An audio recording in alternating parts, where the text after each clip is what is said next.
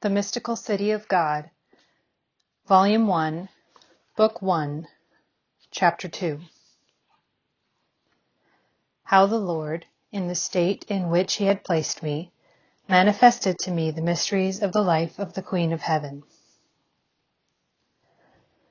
It seemed to me proper to preface this history with an explanatory chapter, describing and explaining once for all, as far as is given me and as far as I can, the manner in which the Lord manifested to me these wonders. Ever since I have had the use of reason, I was conscious of especially one blessing, which in my estimation is the greatest of all those bestowed upon me by God's liberality, namely, a great and penetrating fear, lest I should lose Him. And this moved and urged me on to strive after the better and more secure way, and to follow after it and implore it from the Lord day by day. He has wounded my flesh with the dart of fear of His judgments, and I live continually in the dreadful thought, have I perhaps lost the friendship of the Most High, or am I still in His friendship? My bread day and night have been the tears which this fear has drawn from my eyes. On account of this dread, since it is more necessary than ever that the friends of the Lord should practice their virtues in secret and without ostentation, I have in these latter times begun to send up earnest and heartfelt prayers and petitions to the Lord, asking also the intercession of the Queen and Virgin, that I may be guided and led along the secure paths hidden from the eyes of men. In answer to these repeated prayers, the Lord said, "Do not fear, soul, nor afflict thyself, for I will give thee a state of mind and show thee a path of light and security, which only its author himself could know of or even conceive. Whatever is exterior and dangerous shall leave thee today, and thy treasure shall be altogether hidden. Take care of it on thy part, and preserve it by a perfect life. I will direct thee toward a hidden path, unobstructed, unfailing, and pure. Walk thou in it." And presently I felt a change within me, and a highly spiritualized state of mind. To my understanding was given a new light, which illuminated it and infused into it a knowledge of all things in God, and of His operations as they are in themselves, and as they are known and seen by God, according to the measure of His communication. It is a knowledge of light, holy, sweet, and pure, subtle, penetrating, sure and agile, causing love of good and hatred of evil. It is a breath of the power of God and an emanation of a most subtle light, which acts as a mirror for my understanding. Thus, the higher faculties and the interior perception of my soul began to expand in their activity.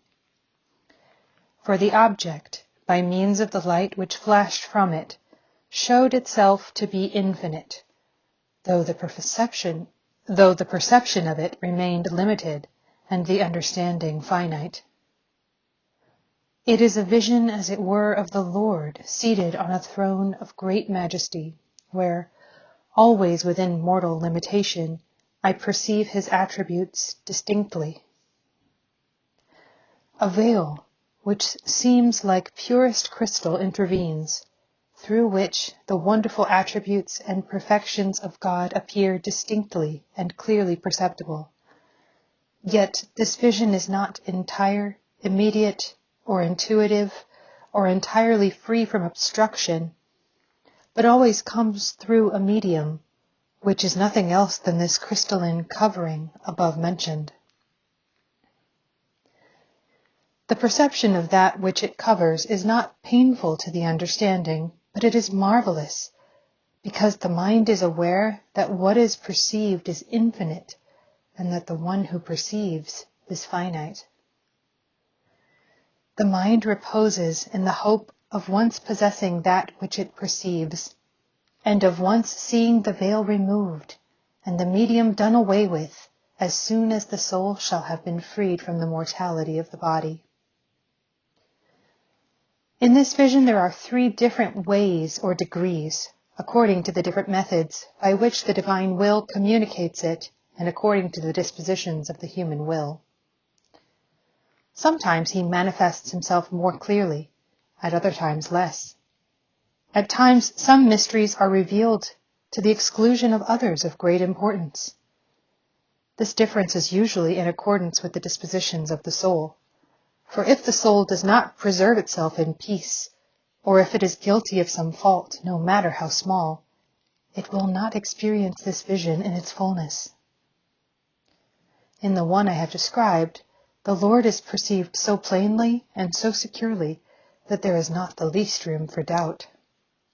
However, the conviction of the real presence of God in the vision always precedes and impresses itself upon the mind before one understands fully that which His Majesty speaks. And this knowledge produces a pleasing constraint, powerfully and efficaciously urging the soul onward to love, serve, and obey the Most High. In this vision, great truths are made clear. How estimable virtue is, and what a valuable treasure is its exercise and preservation. The beauty and security of virtue is exhibited, and a powerful impulse given toward the good, while a hatred and disgust toward evil and all disorderly inclinations fills the soul, very often entirely subduing them. As long as the soul enjoys this vision and does not lose it, it will never be conquered, because it gives life, security, fervor, and joy. Strongly and lovingly it calls and urges the soul onward, gives it lightness and alertness, and establishes the superior part of the being firmly above the inferior. Even the body becomes agile and spiritualized during such times, freeing itself from its grossness and weight. And beginning to perceive and feel these delightful sensations, the soul lovingly calls out to the Most High, Trahe me post te. Let us run together, for united to its beloved, it does not any more feel the doings of this earthly life. Seeking to fly after the odor of the ointments of its beloved, it begins to live more where it loves than where it lives.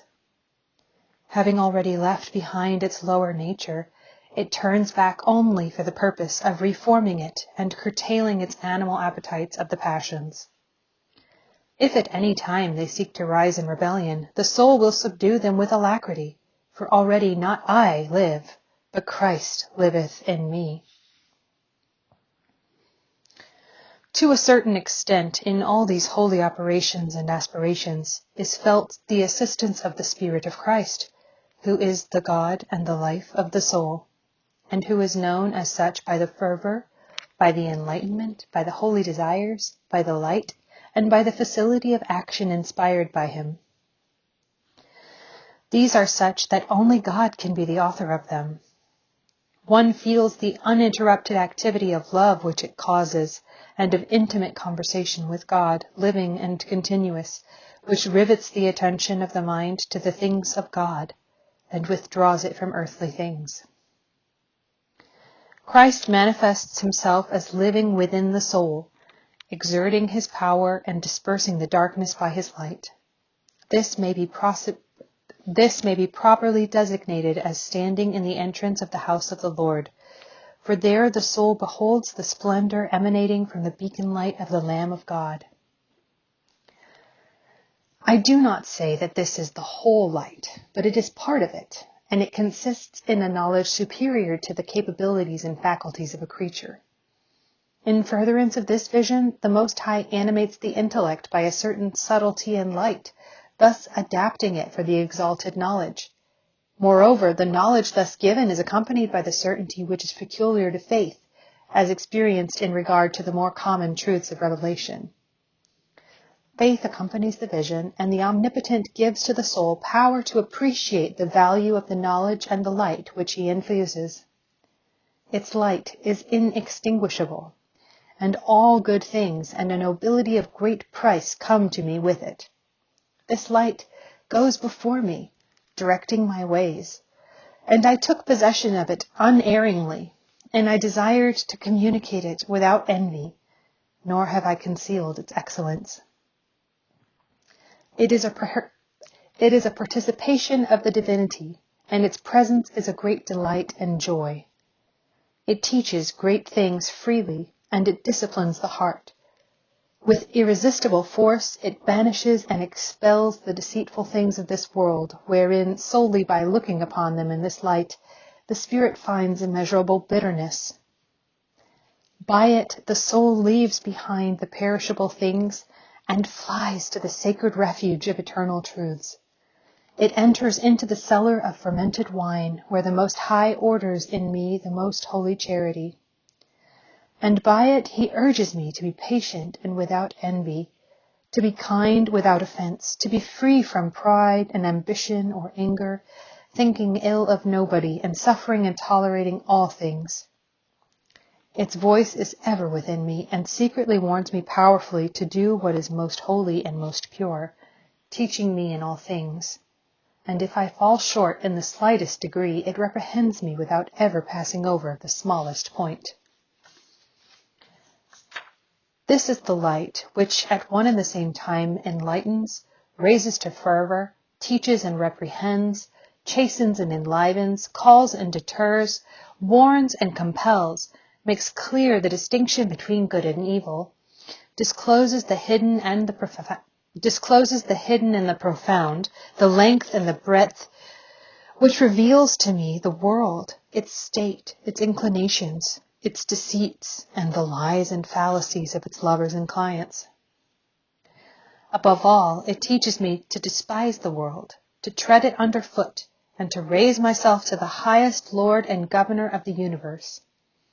And in His Majesty I see and learn the ordering of all things, the power of the elements, the beginning, the middle, and the end of time, its changes and variations, the onward course of the years, the harmony of all creatures and their innate qualities, all the secrets of men, their acts and their thoughts, how far they stray from the Lord, the dangers in which they live and the errors of their ways, the states and governments, their curtailed existence and their great instability, their beginning and their end, the true and the false principles which guide them. All this is learnt and seen distinctly in God through this light, even as far as pertains to the separate individuals and circumstances. But as soon as the soul descends to a lower condition and a more ordinary state, wherein it must make use only of the substance or acquired habit of this enlightenment and cannot enjoy its full splendor, this exalted knowledge of persons, of conditions, and of the secret thoughts before described is more circumscribed and limited. In this lower state, I perceive only so much as is necessary to avoid danger and fly from sin, and to feel true compassion with other persons, though at the same time I am not permitted to speak clearly with anyone about that which is revealed to me of their evil state.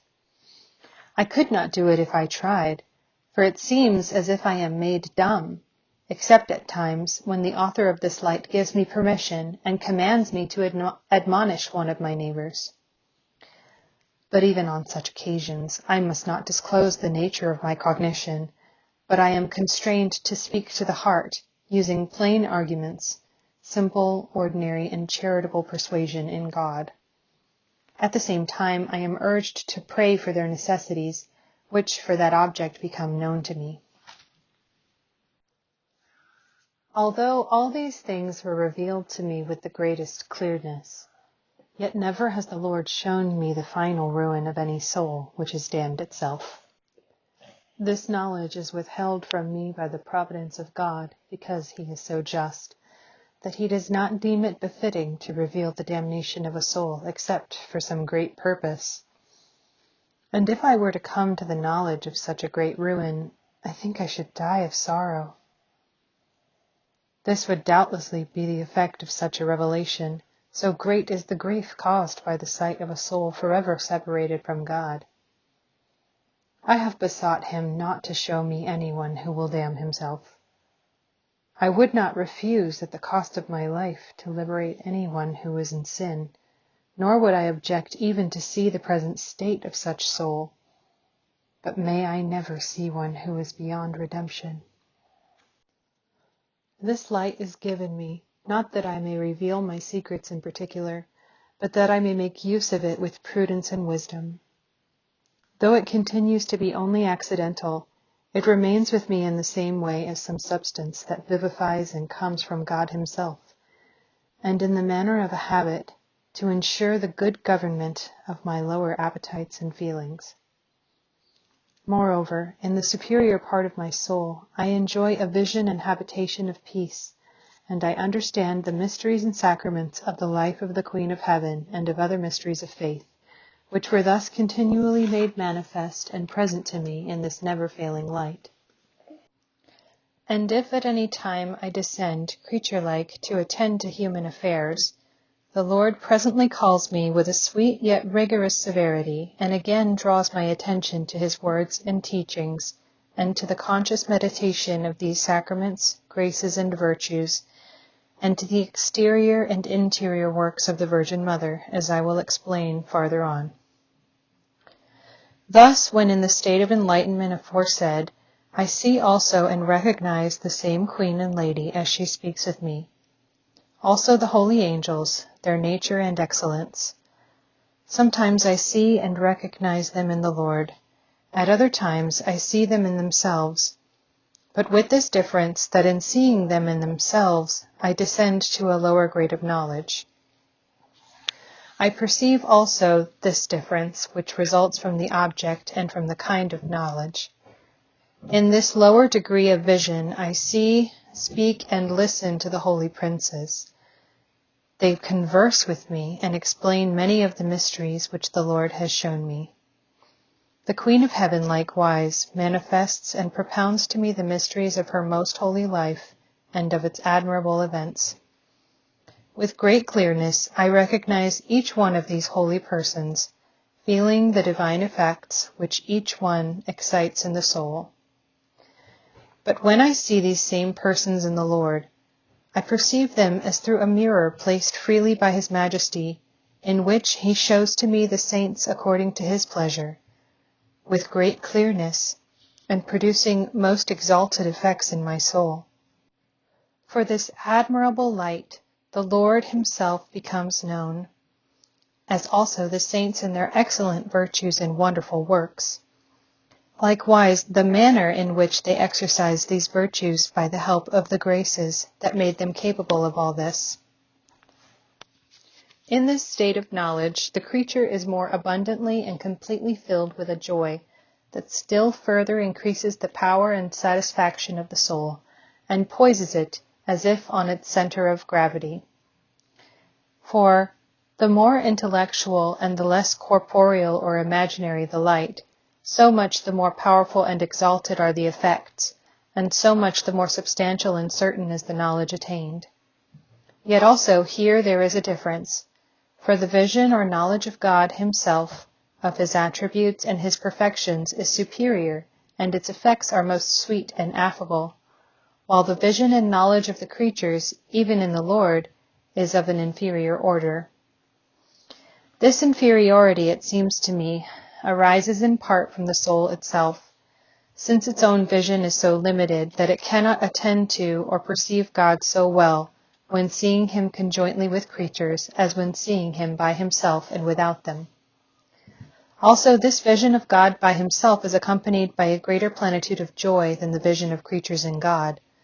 So delicate is this cognition of the divinity that to attend to any other thing in conjunction with it impairs to a certain extent its clearness, at least so long as we shall be in our mortal state. In the inferior state which I have mentioned, I see the Most Holy Virgin and the angels in themselves and their mode of teaching me, speaking to me, and enlightening me. I understand this to be similar to the mode in which the angels themselves enlighten, communicate, and speak with each other, when the superior orders enlighten the inferior.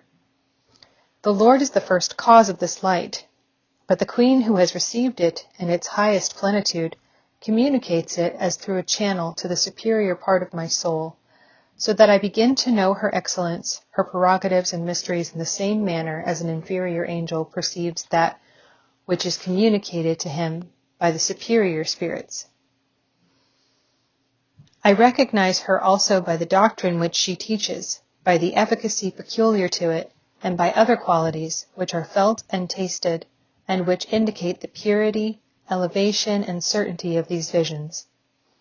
There nothing impure or obscure or false or suspected is met with, and nothing that is holy, pure, and true is withheld from view. The same happens to me in its proper proportion when conversing with the holy angels, for the Lord himself has often informed me that they enlighten and communicate with me in the same manner as they converse with each other. Often it happens that the enlightenments pass through all these channels and conduits in succession. The Lord gives the intelligence or light, the Most Holy Virgin reveals it to me, and the angels express it to me in words. At other times, and this is the most ordinary mode, the Lord communicates and teaches me his holy doctrine, sometimes the Most Holy Queen, and sometimes the holy angels.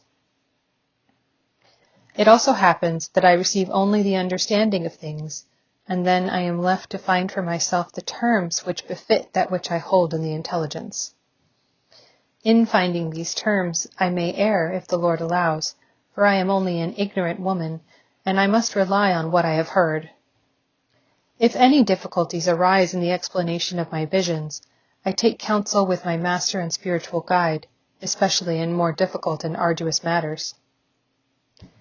In this condition and state, I very seldom see corporeal visions, but imaginary visions I see sometimes.